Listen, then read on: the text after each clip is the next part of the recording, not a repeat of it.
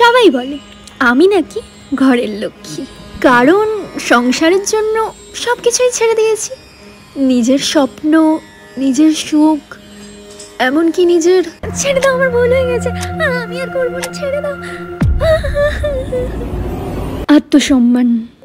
মা, আমি যখন বড় হব তখন আমিও তোমার মতো লক্ষ্মী হব।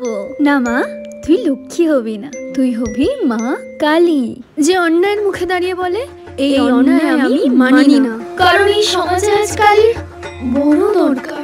তাহলে মা তুমি কেন লক্ষ্মী হলে, তুমি কেন কালী হলে না? কারণ ছোটবেলা থেকেই শুনেছি ভালো মেয়েরা চুপ থাকে, লক্ষ্মীরা প্রতিবাদ করে না।